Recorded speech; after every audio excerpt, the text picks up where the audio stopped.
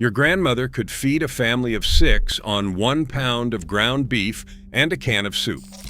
She did it on a Tuesday night in 1955 in a Frigidaire kitchen with linoleum floors, and she did not think she was doing anything special.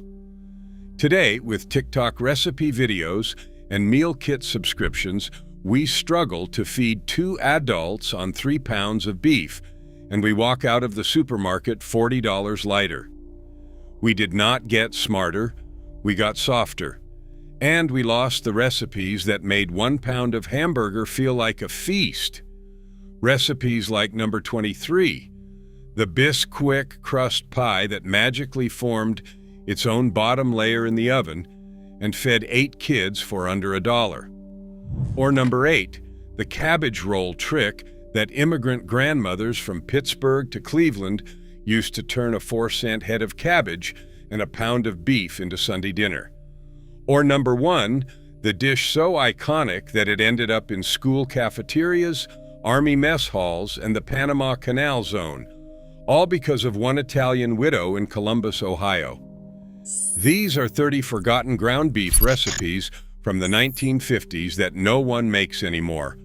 Smash that like button, subscribe to the channel for more poor man dinners your grandparents swore by, and let's count down from 30 to 1. Number 30, hamburger curry on rice. Picture a Wednesday night in suburban Connecticut, 1957. The kids are at the kitchen table with paper napkins and a pitcher of milk. The radio is playing something soft. There is a saucepan on the stove with 1 pound of ground chuck, a yellow onion, a tablespoon of curry powder from the McCormick tin, a can of Campbell's cream of mushroom soup, and a handful of raisins and chopped apple. That was it, the whole exotic meal. Better Homes and Gardens magazine published versions of this throughout the decade and called it Bombay style, and Good Housekeeping ran a similar recipe in 1956. Served over a bed of long-grain white rice, it was the housewife's way of pretending she had been somewhere. The apple and the raisins did the heavy lifting, sweetening the curry powder and stretching the meat to feed 5. Why did it vanish? When real Indian restaurants finally spread across America in the 1980s, the canned soup version embarrassed itself out of existence. But on a 1957 Wednesday, it was the height of sophistication. Number 29, hamburger soup. A heavy stock pot, browned ground beef, a can of stewed tomatoes, an onion, 2 stalks of celery, 2 carrots, a half cup of barley, a splash of Worcestershire, and tap water. That was a Friday night in February in Iowa. It served 8 with crackers and butter. Hamburger soup did not have a fancy origin story. It was the soup pot version of stretching a paycheck. The barley swelled, the broth thickened, and 1 pound of beef became dinner plus tomorrow's lunch. Number 28, hamburger gravy on toast. In Army mess halls during World War II, soldiers called this SOS, and the name had a colorful word in it that we will not repeat here. The first official recipe appeared in the 1910 Manual for Army Cooks, where it fed 60 men with 15 pounds of chipped beef. When the soldiers came home, they wanted it on their kitchen tables. So the home version swapped expensive chipped beef for a pound of hamburger. Brown the beef, dust it with flour, pour in 2 cups of milk, and ladle the cream gravy over toasted Wonder bread. School cafeterias served it through the 50s and 60s, and millions of Americans grew up on it. The name fell out of polite usage, and biscuits and gravy at Cracker Barrel quietly took over its territory. Sunday afternoon, the family had pot roast. Monday night, the leftovers got run through the hand-cranked meat grinder bolted to the kitchen counter, and that ground meat met diced potato, chopped onion, sometimes a handful of corn, and a hot cast-iron skillet with a tablespoon of bacon grease. Beef hash was the Monday night ritual in millions of homes. Crispy on the bottom, soft on top, eaten with ketchup and a fried egg. The meat grinder went into a drawer in the 1970s when pre-ground beef became universal and hash quietly went with it. Number 26, Spanish rice with hamburger. This is the dish they literally taught in the 1950s and the 1960s home economics classes. 1 pound of ground beef, 4 cups of cooked rice, a 15-ounce can of Hunt's tomato sauce, a green pepper, a yellow onion, and a generous handful of shredded cheddar on top. It was not authentically Spanish. It was not even authentically Mexican. It was closer to picadillo, but no one in 1955, Iowa, was using that word. It was just dinner for 6 on a school night for under $1. When real Tex-Mex chains rolled out in the 1990s, the home economics version of Spanish rice quietly slipped off the dinner table. Number 25, hamburger and macaroni. Before Chef Boyardee canned and rebranded it as beefaroni in 1958, every church cookbook in America had this recipe under some homemade name. 1 pound of beef, 1 pound of elbow macaroni, 1 can of tomato sauce, 1 onion, salt and pepper. Done. The canned version eliminated the homemade version. By 1965, there was no reason to make beefaroni from scratch when a 15-cent can did it for you in 3 minutes. So we forgot we ever had. Pure Midwestern Lutheran Church supper food. Browned hamburger simmers slowly in beef broth with a can of Campbell's cream of mushroom soup. Then it is ladled over wide egg noodles. The Mennonite and Amish farms of Ohio and Pennsylvania kept this dish alive through the entire 20th century. Everyone else let it slide into the hamburger helper aisle and forgot the original. Number 23, the Bisquick Impossible Cheeseburger Pie. This is the magic trick. The Betty Crocker Test Kitchen at General Mills in Minneapolis in the late 1960s figured out that if you poured a thin Bisquick batter on top of seasoned ground beef in a pie plate and baked it at 400 degrees, the batter sank, formed a bottom crust, and then rose back up to form a top crust. It happened impossibly, hence the name. A 1957 Betty Crocker Bisquick party book had already pushed the format, but the impossible pie became the icon.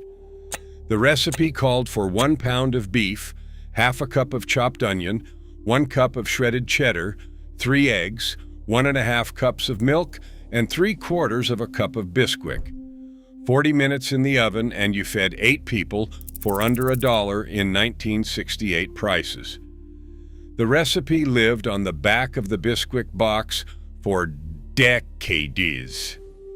If you are enjoying this trip down memory lane, do me a favor and hit that like button. It tells the algorithm to show this video to more people who grew up on this food or whose grandparents did. And if you have not subscribed yet, the subscribe button is right below this video. We still have 22 recipes to go, and the best ones are coming up. Cottage pie, not shepherd's pie. Shepherd's pie by tradition is made with lamb. Cottage pie is made with beef, and the dish goes back to a 1791 entry in the Diary of Parson James Woodford in rural England.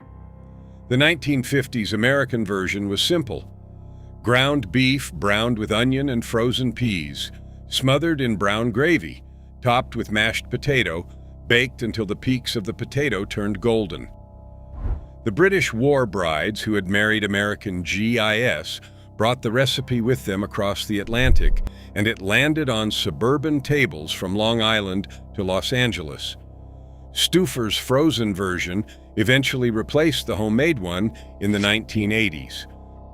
Number 21, hamburger pie. This is the American shortcut version of cottage pie with one major difference.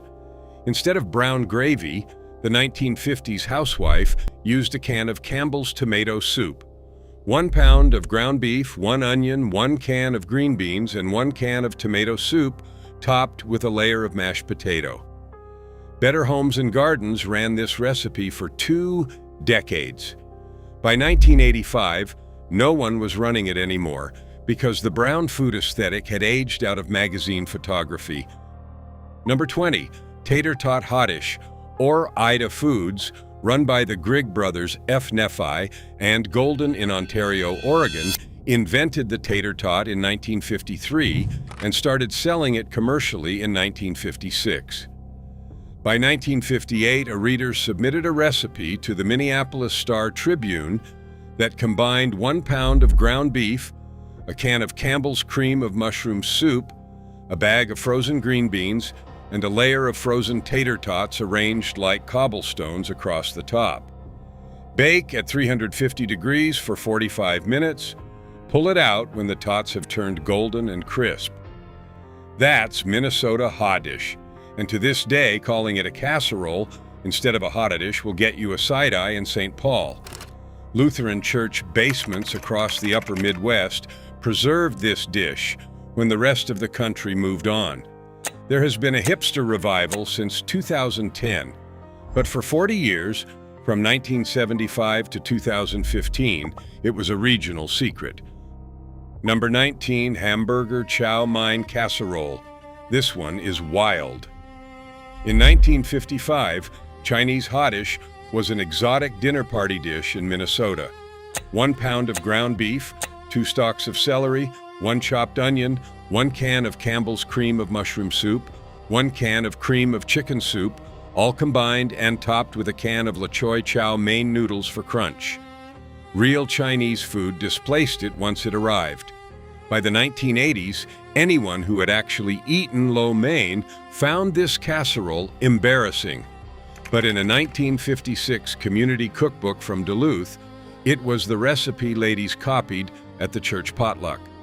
Some of you watching right now had a great aunt who made this. You have not thought about it in 40 years.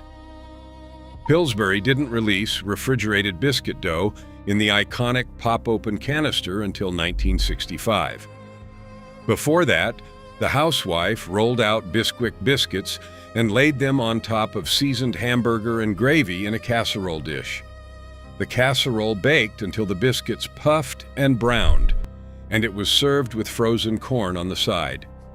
Once Pillsbury made it possible to skip the rolling, the homemade Bisquick version went away. Number 17, Hamburger Green Bean Casserole.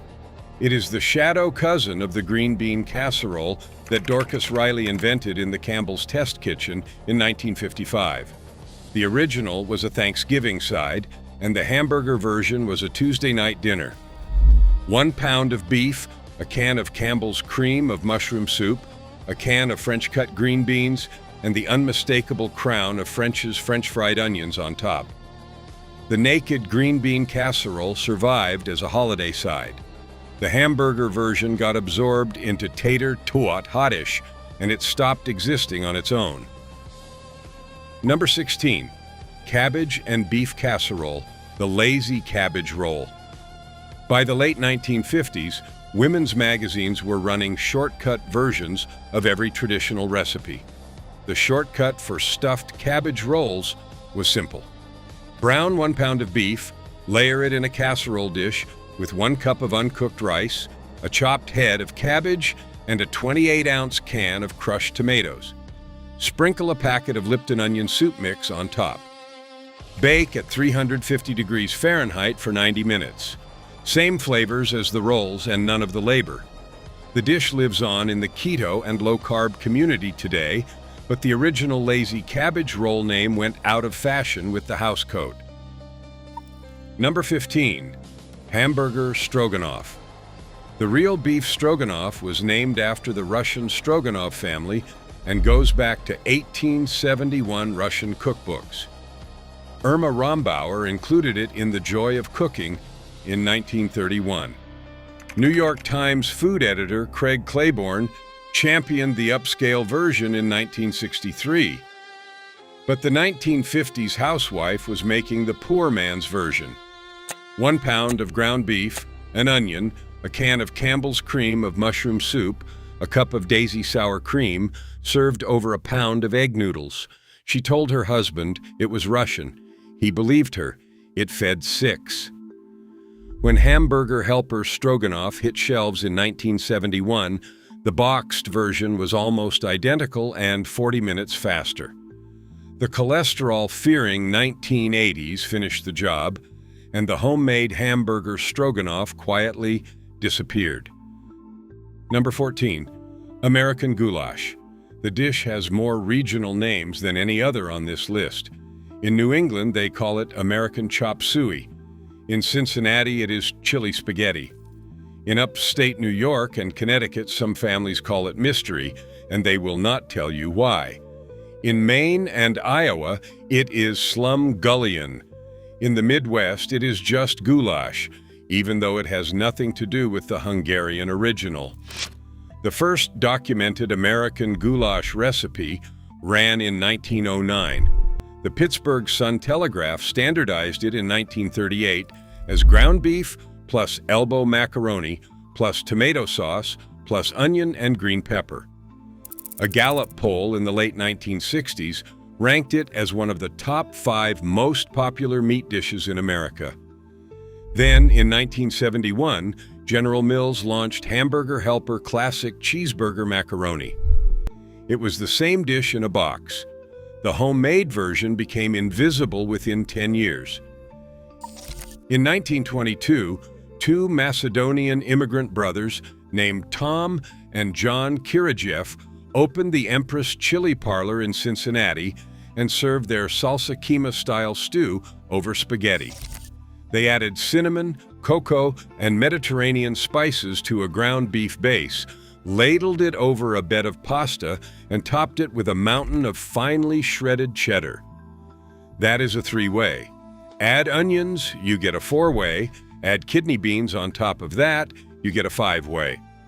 Skyline Chili opened in 1949, Gold Star and Camp Washington followed, and the dish exploded across Ohio.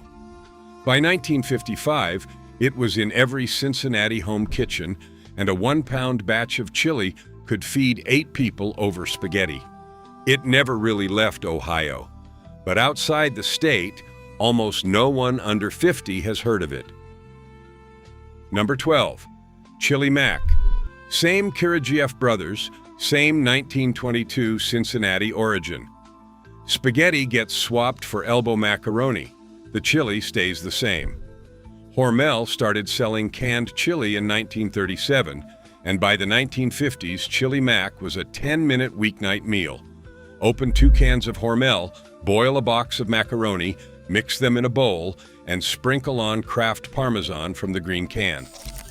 Hamburger Helper Chili Macaroni replaced the homemade version in the 1970s. The dish lives on today mainly in U.S. military MREs, where it was added to the menu in 1995, and it remains one of the most popular options. Soldiers in Iraq in 2003 were eating the same chili mac their grandfathers ate at the Empress in 1955. Number 11. Tamale Pie. The first published tamale pie recipe appeared in 1911. By the 1950s, it was so popular that a single 1956 cookbook included 15 different versions. Federal Writers Project workers in the 1930s documented it as the favorite dish of Arizona's American population. The recipe was a cornmeal mush, layered top and bottom around 1 pound of seasoned beef, a can of stewed tomatoes, a can of cream-style corn, and chili powder. Sometimes black olives were added. The cornmeal was the stretcher, and the dish fed 8 people for almost no money. When real Tex-Mex spread across America in the 1990s, tamale pie did not survive the comparison. It hangs on in some Southern church cookbooks, but it has otherwise disappeared. These have 100 different names, depending on whose grandmother is in the kitchen. Polish golubki, Slovak holubki, Ukrainian holubci, Jewish holishkes, Pittsburgh halupki, pigs in a blanket in some Pennsylvania coal towns. The dish came to America with the great wave of Eastern European immigration in the late 19th and early 20th centuries, and by the 1950s it was firmly mainstream in industrial cities like Pittsburgh, Cleveland, Detroit, Chicago, and the coal country of northeastern Pennsylvania. 1 pound of ground beef, a half cup of rice, parboiled cabbage leaves wrapped tight, simmered for 90 minutes in a tomato and brown sugar sauce. A 4-cent head of cabbage and a 30-cent pound of hamburger fed 8 people. And the leftovers were better the next day. Younger generations stopped learning to roll. The smell of cabbage cooking became a punchline. The Bob Chia who knew the technique passed away, and the dish quietly retreated to family reunions and a few stubborn corner restaurants in Pittsburgh and Cleveland. We're hitting the top 10, and these are the dishes that built the era.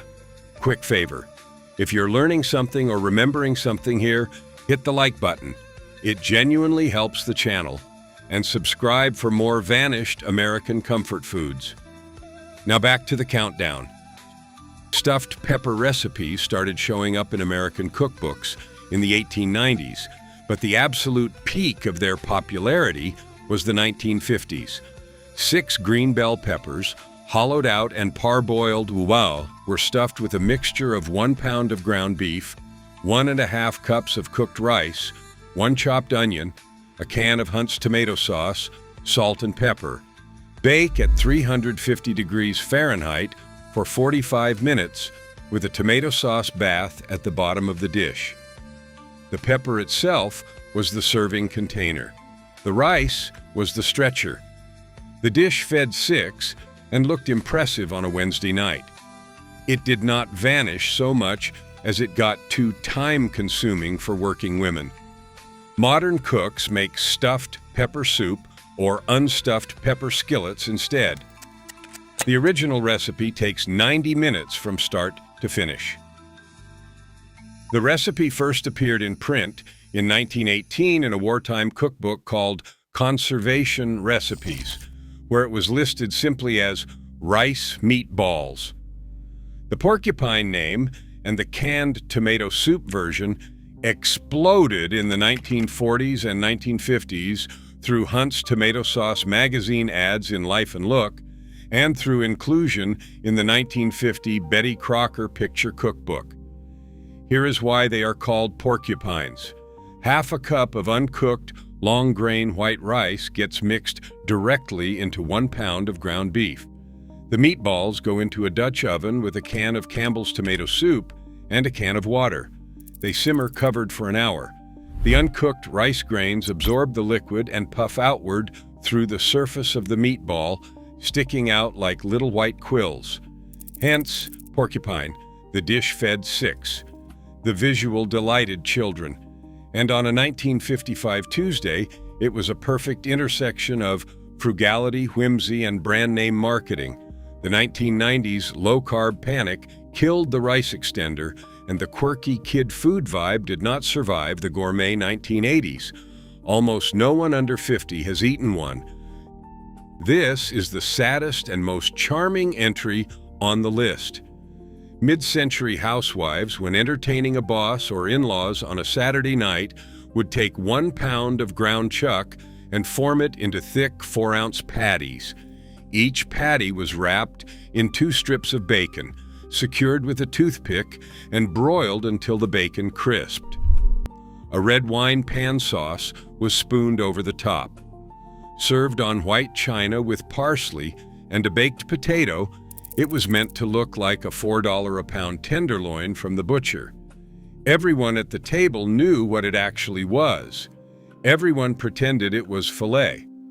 Woman's World magazine ran versions of this recipe through the 1950s and the 1960s, often in the entertaining section. The pretense became unbearable once real cheap steak became available in supermarkets in the 1980s. Mock filet mignon now exists only on retro recipe blogs. Penny Prudence's Vitality Loaf was a USDA Home Economics Extension Service recommendation that started during World War II rationing and survived into the 1950s church cookbook era. The recipe combined ground beef, ground pork liver, oatmeal, and wheat germ. The liver added iron and stretched the meat. 1 pound of beef plus half a pound of liver fed 7 people. Mid-century mothers who had grown up in the Depression were religious about this dish because it was nutritionally dense for the price. Liver fell off the American palate after the 1970s. Nobody under 60 will eat it. The Vitality loaf is one of the most thoroughly forgotten recipes on this list. It is not even in the nostalgia revival. Number 5. Lipton's Superior Meatloaf. Lipton launched its dehydrated onion soup mix in 1952. Within 2 years, the company had figured out that women were dumping the mix into sour cream to make the famous California dip that swept the country in 1954. Lipton's marketing department then printed a meatloaf recipe directly on the back of the packet. 2 pounds of ground beef, 1 envelope of Lipton Onion Soup mix, 3/4 of a cup of water, half a cup of Heinz ketchup, 1/3 of a cup of breadcrumbs, 2 eggs. Mix, shape into a loaf, bake at 350 degrees Fahrenheit for 1 hour and 10 minutes. Good Housekeeping magazine published the recipe in the late 1950s. It became the meatloaf for an entire generation. The dish faded with the 1990s rise of MSG and sodium fears, plus the fresh onion fundamentalism that swept food media in the early 2000s. Younger cooks were taught that real meatloaf used hand-chopped onions and herbs from a garden. The Lipton version became something to be embarrassed about, even though it was on millions of dinner tables for 40 years. This is the meatloaf your great-grandmother made before Lipton came along. Quaker Oats began printing the recipe on the side of the rolled oats canister during the Depression, and it stayed there for decades. By 1958, a single hamburger cookbook called 365 Ways to Cook Hamburger contained dozens of meatloaf variations. Technique is what matters. Half a cup of rolled oats soaked in half a cup of milk and 1 egg for 10 minutes, then mixed into 1 pound of ground beef with a chopped onion, salt, pepper, and Worcestershire sauce. The oat panade absorbs juices and prevents shrinkage, so a 1-pound loaf bakes up plump and serves 6. The glaze on top was the iconic 1950s combination: half a cup of Heinz ketchup, 2 tablespoons of brown sugar, and 1 tablespoon of yellow mustard, brushed on the loaf during the last 15 minutes of baking. Breadcrumbs replaced oats once Progresso started selling seasoned crumbs in 1969. The 1990s low-carb movement made oat fillers feel suspect. Meatloaf in general became a punchline somewhere between Adam Sandler movies and the rise of restaurant culture. The dish is named after Dr. James Henry Salisbury, a Civil War-era physician who fed Union troops what he called muscle pulp of beef because he believed it improved digestion. The name Salisbury steak entered American print in 1897. The 1904 Navy cookbook still called it hamburger steak, but during World War I, anti-German sentiment swept Hamburg and hamburger off polite menus, and Salisbury became the standard name. The 1950s home version was 4 to 6 ounces of seasoned ground beef, shaped into oval patties, pan-fried in a cast-iron skillet, then simmered in a rich onion gravy made from beef stock, sliced yellow onions, and a roux. It was served over mashed potatoes with green beans on the side. In 1954, Swanson rolled out the TV dinner, and Salisbury steak was one of the 4 original entrees, alongside turkey, fried chicken, and meatloaf. 10 million units were sold the first year. That is how Salisbury steak became inseparable from the frozen aluminum tray. By the 1980s, the name was synonymous with hospital food and school cafeterias, and the homemade version with a real onion gravy quietly disappeared from family recipe boxes. Number 2, Sloppy Joe's. The most credible origin story places Sloppy Joe's at Floyd Angel's Cafe in Sioux City, Iowa, in the late 1920s, when a cook named Joe added tomato sauce to the regional loose meat sandwich. A 1952 newspaper article declared Sloppy Joe's a teenage favorite. Libby's launched a canned barbecue sauce and beef Sloppy Joe in 1950. Hunt's released Manwich in 1969 with the slogan, "A sandwich is a sandwich, but a manwich is a meal." The 1950s recipe was simple. 1 pound of ground beef, 1 chopped onion, 1 chopped green pepper, 1/3 of a cup of Heinz ketchup, 2 tablespoons of brown sugar, 1 tablespoon of yellow mustard, a splash of Worcestershire sauce, simmered down to a thick sauce. It was spooned onto soft white hamburger buns.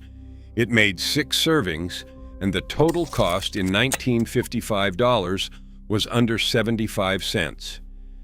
The scratch version is gone. Manwich and Hamburger Helper killed it. Most Americans under 40 have never made a Sloppy Joe without a can. School lunch nostalgia is the only thing keeping the name alive. Number 1, Johnny Marzetti. The signature dish of Columbus, Ohio, and one of the most influential casseroles in American history. Italian immigrant Teresa Marzetti opened her restaurant on the corner of Woodruff Avenue and High Street, near Ohio State University in 1896. She named the dish after her brother-in-law, Johnny. The recipe is straightforward: brown 1 pound of ground beef with chopped onion and sliced mushrooms. Add a can of Campbell's tomato soup, a can of tomato sauce, a teaspoon of oregano, salt and pepper. Mix with a pound of cooked elbow macaroni.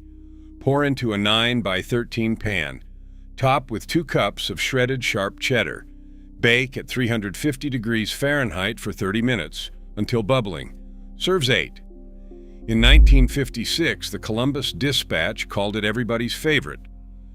Teresa's recipe spread through Ohio State students who graduated and moved away, then through the U.S. Army, which adopted it for mess hall service.